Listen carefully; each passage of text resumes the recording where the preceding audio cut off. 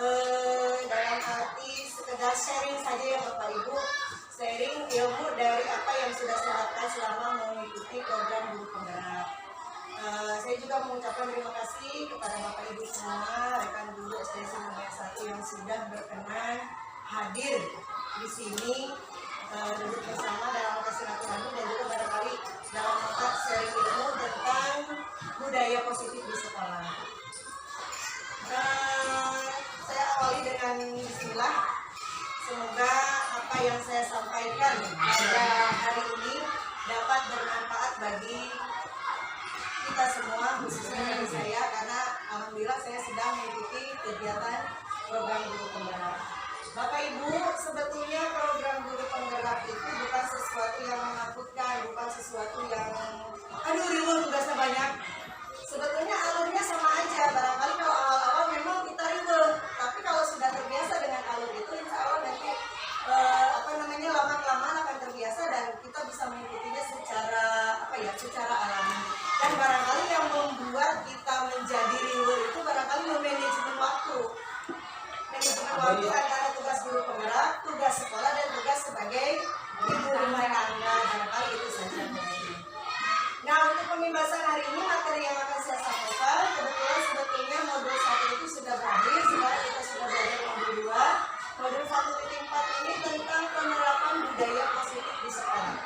Sebetulnya semua lembaga, terutama sekolah, budaya positif itu sebetulnya sudah diterapkan. Tidak ada sekolah yang tidak menerapkan program budaya positif. Hanya terkadang kita belum paham betul budaya positif itu apa sih.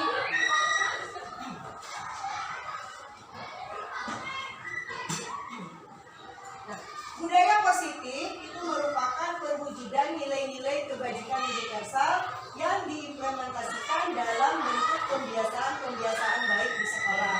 Untuk mewujudkan budaya positif di sekolah, maka penerapan disiplin positif di sekolah sangat diperlukan. Ya, jadi sebetulnya tanpa kita sadari budaya positif juga sudah kita terapkan dengan adanya pembiasaan baik. Contohnya seperti berdoa sebelum dan sesudah belajar, kemudian adanya penerapan disiplin tentang seragam dan lain sebagainya. Kemudian untuk penerapan budaya positif itu biasanya diawali dengan penerapan disiplin positif. Ya, biasanya kalau kata disiplin itu yang terlintas dalam benak Bapak Ibu apa? Aturan. Ya. Biasanya kalau kita mendengar disiplin itu pasti yang terlintas itu aturan. Selain aturan apa lagi? Biasanya hukuman. Ya. Kalau terjadi pelanggaran disiplin itu pasti ada hukuman. Itu yang sering terlintas di dalam benak kita dan selama ini memang sudah membudaya. Nah, ternyata penerapan disiplin positif ini yang pertama adalah merubah paradigma, merubah pola pikir kita tentang apa? Tentang stimulus respon menjadi teori kontrol. Bagaimana seseorang bisa berubah dari paradigma stimulus respon kepada pendekatan teori kontrol? Menurut Stephen R. Covey, Principle Centered Leadership 1991 mengatakan bahwa bila kita ingin membuat kemajuan perlahan, sedikit-sedikit ubahlah sikap atau perilaku Anda. Berarti di sini bisa kita garis bawahi. Berarti kalau kita ingin membawa perubahan, maka ubahlah diri kita sendiri. Berarti semuanya diawali dari diri kita, diri sendiri. Namun bila kita ingin memperbaiki cara-cara utama kita, maka kita perlu mengubah kerangka acuan kita. Ubahlah bagaimana Anda melihat dunia, bagaimana Anda berpikir tentang manusia. Ubahlah paradigma Anda, skema pemahaman dan penjelasan aspek-aspek tertentu tentang realitas. Barangkali untuk lebih jelasnya sudah tercantum pada tabel ini, di mana pada stimulus respon realitas itu kita sama, itu menurut stimulus respon. Sedangkan menurut teori kontrol kebutuhan kita itu berbeda. Setiap kebutuhan manusia itu berbeda-beda. Pada dasarnya kebutuhan dasar manusia itu ada 5. Ada tentang bertahan hidup, kebutuhan kasih sayang, kebutuhan tentang kekuasaan, kebebasan, dan lain sebagainya. Tetapi kadang kebutuhan yang kita butuhkan masing-masing itu berbeda. Kenapa? Karena 4 kebutuhan yang lain sudah terpenuhi, kebutuhan yang ini belum. Jadi berbeda-beda. Kemudian semua orang melihat hal yang sama, itu menurut stimulus respon. Sedangkan menurut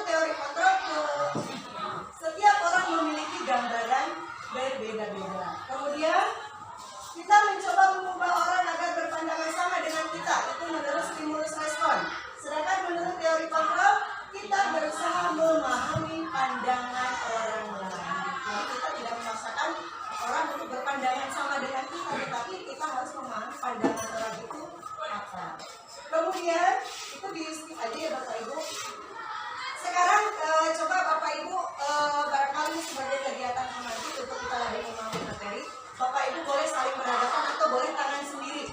Yang satu mengepal, yang satu lebih berusaha untuk membuka. Coba Bapak Ibu lakukan. Saya hitung sampai 10 ya. Bapak, kalau ambil Buka, ayo berusaha buka. buka. Ya, 1, buka. Kalau seandainya memang Bapak ingin membeli buka, ya buka saja. Buka. Saya mau buka. Nggak bisa.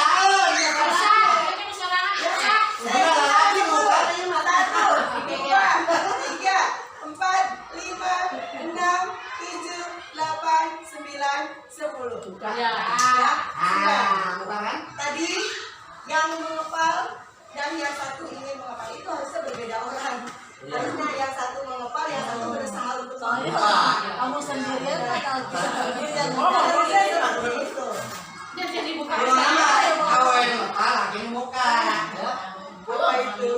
Apa itu? Nah, Bapak, setelah itu Bapak Ibu coba kita jawab pertanyaan-pertanyaan berikut. Apakah Anda atau B membuka kepalan tangan? Tadi ada tidak yang membuka kepalan tangan? masuk dulu dibuka Kenapa membuka kepalan tangan? Kenapa? Kepalan tangannya terbuka kenapa? sengaja dibuka Karena sengaja dibuka. Betul, karena sengaja dibuka. Yang kedua, apakah Anda atau B menutup kepalan tangan Anda? Ada yang tetap tertutup? Ada. Kenapa tetap tertutup? Sekarang masuk ke poin 3. Dalam kegiatan ini, sesungguhnya siapa yang memegang kendali atau kontrol untuk membuka atau masing-masing semuanya ada di diri sendiri. Ya. Nah, terima kasih Bapak Ibu. ya masih pinnya Iya. Terjadi miskonsepsi. Selama ini terjadi miskonsepsi. Disinilah Dr. William Glasser dalam teori pilihan meluruskan miskonsepsi yang terjadi ya tentang makna apa itu kontrol. Yang pertama, ilusi guru mengontrol murid. Ya. Pada dasarnya kita tidak dapat memaksa murid untuk berbuat sesuatu sesuai dengan keinginan kita. Tidak bisa kita memaksa murid melakukan sesuatu sesuai dengan keinginan kita. Jikalau murid itu mau melakukan apa yang kita inginkan, berarti murid itu membuka dirinya untuk melakukan apa yang kita inginkan. Tetapi terkadang perubahan itu sifatnya tidak lama, hanya sebentar saja, ya, karena mereka belum ada kesadaran, ya. Misalkan pada saat belajar, anak-anak jangan ribut, sebentar, tiba-tiba ribut lagi. Nah itu ya. Jadi sebetulnya kita tidak bisa memaksakan apa yang kita kehendaki kepada murid kita. Kemudian yang kedua, ilusi bahwa orang dewasa memiliki hak untuk memaksa. Ya, ini miskonsepsi yang barangkali banyak terjadi. Banyak orang dewasa yang percaya bahwa mereka memiliki tanggung jawab untuk membuat murid-murid berbuat hal-hal tertentu. Apapun yang dilakukan dapat diterima selama ada sebuah kemajuan berdasarkan sebuah pengukuran kinerja. Pada saat itu pula, orang dewasa akan menyadari bahwa perilaku memaksa tidak akan efektif untuk jangka waktu panjang. Dan akhirnya sebuah hubungan permusuhan akan terbentuk. Nah, barangkali kalau contoh yang nyata ada di lingkungan keluarga ya. Barangkali ada orang tua yang punya ambisi anaknya ingin jadi tentara. Padahal anaknya nggak ingin jadi tentara. Misalkan, ayo kamu harus jadi tentara, kamu harus jadi gini-gini. Anaknya mengikuti, tapi dengan keterpaksaan. Akhirnya lama-lama akan muncul kebencian, ya, kebencian atas paksaan yang dia rasakan. Itu miskonsepsi yang terjadi selama ini. Kemudian, kita ke makna disiplin. Tadi budaya positif itu diawali dengan penerapan disiplin positif. Makna disiplin. Disiplin itu apa tadi Bapak Ibu? Disiplin itu katanya aturan. Disiplin itu adalah cenderung ke hukuman atau segala sesuatu yang dilakukan untuk memenuhi atau untuk mentaati peraturan. Dalam budaya kita, makna makna kata disiplin dimaknai menjadi sesuatu yang dilakukan seseorang pada orang lain untuk mendapatkan kepatuhan. Itu dalam budaya kita. Kita cenderung menghubungkan kata disiplin dengan ketidaknyamanan atau hukuman. Menurut Bapak pendidikan kita, Ki Hajar Dewantara, di mana ada kemerdekaan, disitulah harus ada disiplin yang kuat. Sungguh disiplin itu bersifat self-disiplin, yaitu kita sendiri yang mewajibkan kita dengan sekeras-kerasnya, tetapi itu sama saja. Sebab jikalau kita tidak cakap melakukan self-disiplin, wajiblah penguasa lain mendisiplinkan diri kita, dan peraturan demikian itulah harus ada di dalam suasana yang merdeka. Barangkali kalau memahami kalimat ini agak-agak riet ya.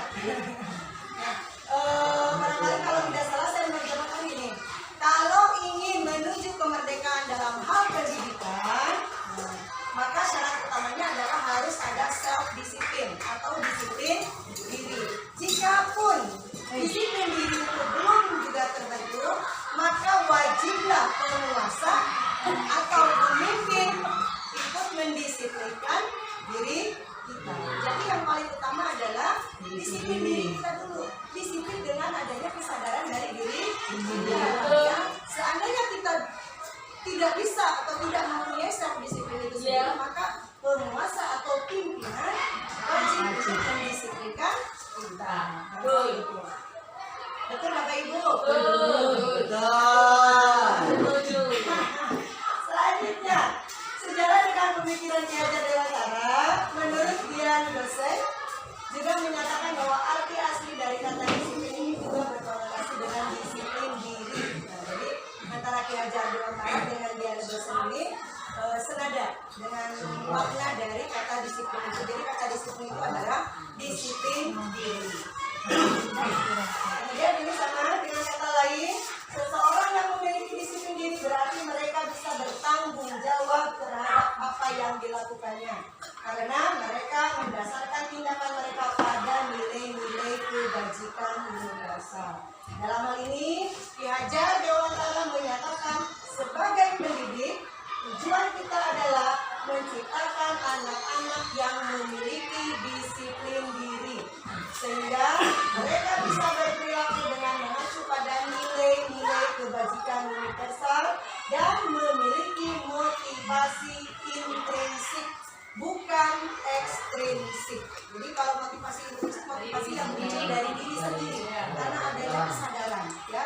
Beda lagi kalau motivasinya ekstrinsik, nanti kita ada di teori motivasi, ya. Menurut Dian Dosen, dalam bukunya tentang Restructuring School Discipline mengatakan 3 motivasi perilaku manusia. Ada 3 motivasi perilaku manusia. Yang pertama adalah karena untuk menghindari ketidaknyamanan atau menghindari hukuman. Ada ya Bu, orang melakukan sesuatu itu karena menghindari hukuman? Ada.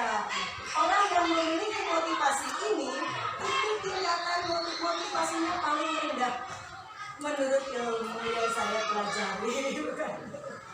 Ya, jadi kalau ada orang melakukan sesuatu karena untuk menghindari hukuman, berarti motivasinya adalah motivasi tingkat yang paling rendah. Ya.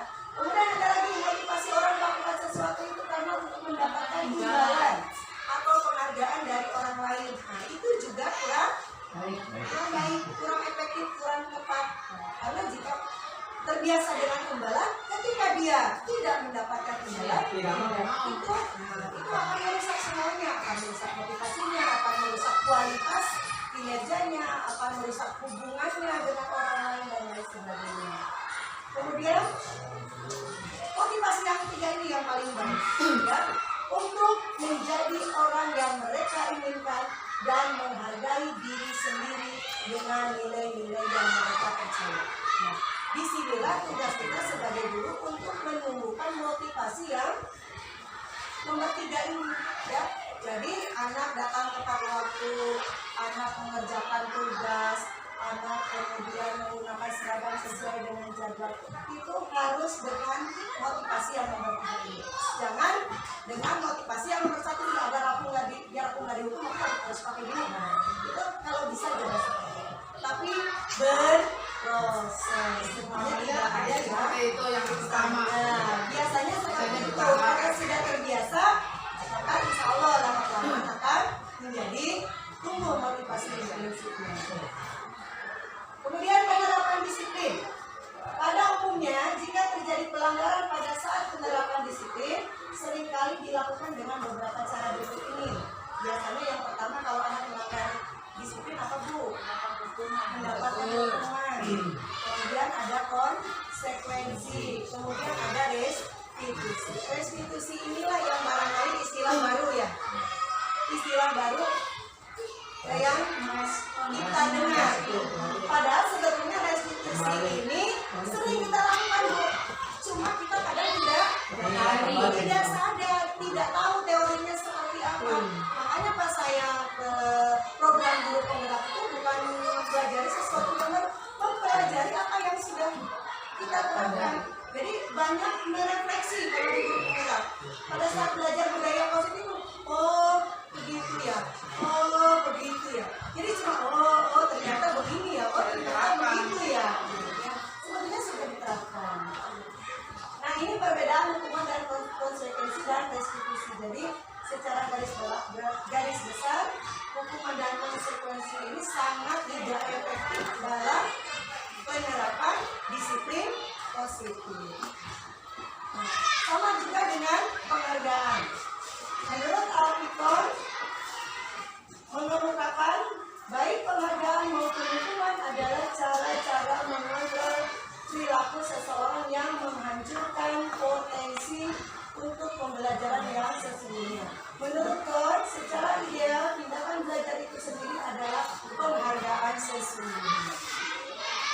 Kemudian lanjut ke restitusi. Nah, restitusi ini adalah istilah baru, tetapi sebetulnya sudah sering kita lakukan. Restitusi adalah proses menciptakan kondisi bagi murid untuk memperbaiki kesalahan mereka, sehingga mereka bisa kembali pada kelompok mereka dengan karakter yang lebih kuat.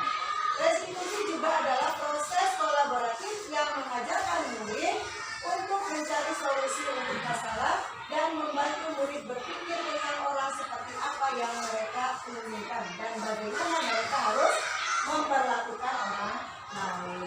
Jadi kalau dengan restitusi ini anak belajar bertanggung jawab, belajar dari kesalahan. Jadi mereka menyadari kesalahan, kemudian mereka sendiri yang berusaha untuk memperbaiki kesalahan itu sendiri. Ya, tanpa kita campur tangan, kamu harus begini, kamu harus begini. Ya. Kemudian ini langsung aja. Ini adalah contoh aksi nyata yang pernah saya lakukan. Mungkin Bapak Ibu saya di sini bukan berarti saya yang paling tahu, saya yang paling benar.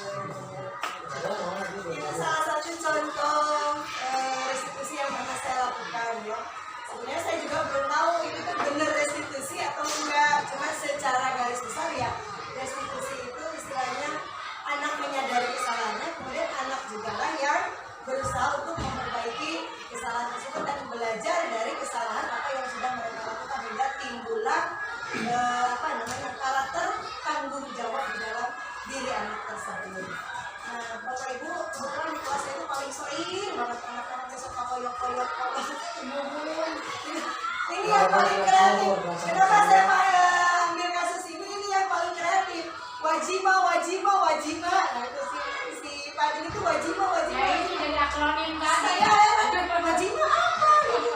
Itu Bu, wajima singkatan dari kedua orang tua kita, si seperti Kesha, Risma sama siapa tadi saya lupa. Nah itu sebetulnya kreatif bisa menciptakan sebuah akronim, hanya saja penempatan katanya yang kurang tepat. Tapi disitulah restitusinya diterapkan. Kali itu ya Bapak Ibu ada pertanyaan nggak? Nggak ada. Apa nanya? Oke, selanjutnya tadi penerapan disiplin positif juga ini yang terakhir dapat dilakukan dengan membuat keyakinan kelas. Kalau dulu sih namanya kesepakatan kelas. Pernah Bapak Ibu mendengar kesepakatan kelas?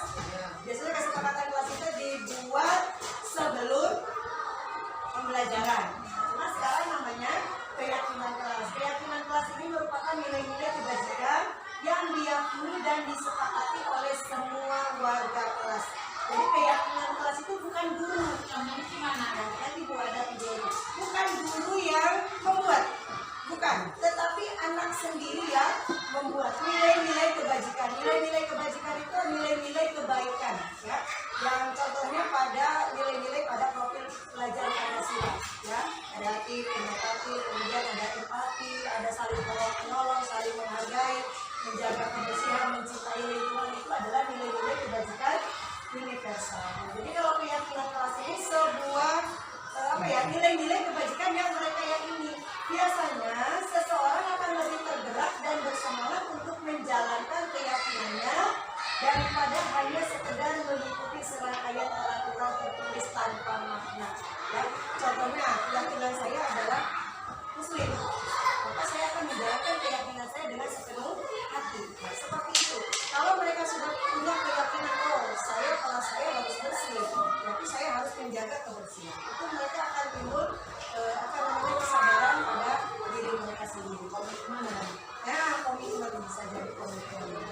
Kemudian ini adalah contoh penerapan keyakinan kelas yang saya terapkan di kelas 6B.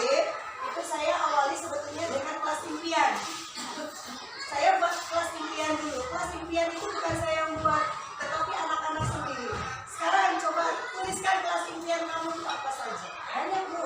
Ada kelas impiannya pengen kelasnya bersih. Ada kelas impiannya pengen kelas yang nyaman, tidak ada yang berantem, tidak ada yang berisik. Ada AC-nya. Nah, itu saya kumpulkan ternyata 90% anak itu kelas impiannya adalah bersih. Setelah kelas impiannya sudah tertutup, baru saya masuk ke keyakinan kelas. Nah, keyakinan kelas juga bukan guru yang membuat, tapi anak sendiri. Nah, untuk menjalankan keyakinan kelas itu memang butuh proses. Tidak ada yang instan, tidak ada yang satu hari seminggu sebulan anak langsung sadar tentang kebersihan. Enggak, tetap namanya ada proses. Makanya disitulah peran guru untuk menumbuhkan self discipline. Terima kasih. Satu lagi Pak, ini contoh penerapan yang saya lakukan di kelas. Jadi sikap promosi. Paparan saya tentang budaya positif. Semoga apa yang saya sampaikan pada hari ini dapat bermanfaat. Khususnya bagi saya semua. Saya pun sekali lagi saya di sini bukan berarti saya yang paling tahu, bukan saya yang paling bisa. Ilmu dari apa yang sudah saya pelajari. Sekali lagi saya terima kasih. Mohon maaf apabila ada kesalahan, karena kesempurnaan itu hanya milik kesalahan hanya milik saya pribadi. Akhir kata, wassalamualaikum warahmatullahi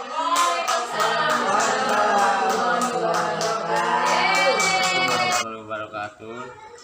Alhamdulillah pada rekan kita yang telah memberikan banyak ilmunya, khususnya Sidensi sampai 1, sehingga apa yang dipaparkan tadi oleh Bu Aci memang sangat diperlukan bagi guru-guru, walaupun sebelumnya memang sudah dilaksanakan, tapi istilah-istilah tersebut baru muncul setelah Bu Aci menerangkan dan memaparkannya. Kemudian ini bisa dilakukan atau dikembangkan lagi di kelas masing-masing sehingga semua kelas bisa menerima apa yang terutama yang janji kelas ya tadi ya, janji kelas, dan itu bisa dilakukan di awal tahun ajaran ya, bukan hanya untuk kelas aja, termasuk untuk nilai. Jadi kita udah komitmen kepada anak-anak, nanti pelajaran ini mau nilai berapa, nanti anak dipacu, oh saya ingin karena perjanjian nilai 9 harus 9 nanti. Kemudian ini bagus sekali untuk diterapkan di kelas-kelas yang lain, di kelas bawah sampai kelas atas. Sekali lagi terima kasih kepada Pak Haji, mudah-mudahan dengan adanya grup anak ini bisa menambah lagi kegiatan yang ada di Sirna Prestasi. Itulah yang saya bisa mohon maaf apabila kata-kata yang menang. Dari kata wassalamualaikum warahmatullahi wabarakatuh. Waalaikumsalam warahmatullahi wabarakatuh. Dengan tadi adanya pengimbasan ya istilahnya dari Ibu Aci sebagai calon guru penggerak atau udah lulus ya calon ya, kita jadi mendapatkan ilmu, walaupun sebenarnya ilmu itu sudah kita lakukan dalam kehidupan sehari-hari kita baik di rumah maupun di sekolah, cuman hanya istilahnya beda. Jadi contohnya seperti restitusi tadi ya, tentang apa sih, tentang disiplin ya, anak jadi mengetahui atau melakukan tanggung jawab seperti apa yang telah dilakukan, misalnya seperti yang sudah dicontohkan Bu Aci tadi ya. Jadi istilah-istilah itu sebenarnya kita memang asing ya, baru dengar, tapi yang arti restitusi tersebut sudah kita lakukan sehari-hari. Terus dengan adanya penjelasan tadi, kita juga jadi menambah ilmu kita yang tadinya kita hanya sekedar taunya terbatas. Jadi dengan adanya penjelasan dari Bu Aci, jadi kita lebih tahu lagi. Mungkin itu yang bisa saya sampaikan. Terima kasih. Assalamualaikum warahmatullahi wabarakatuh.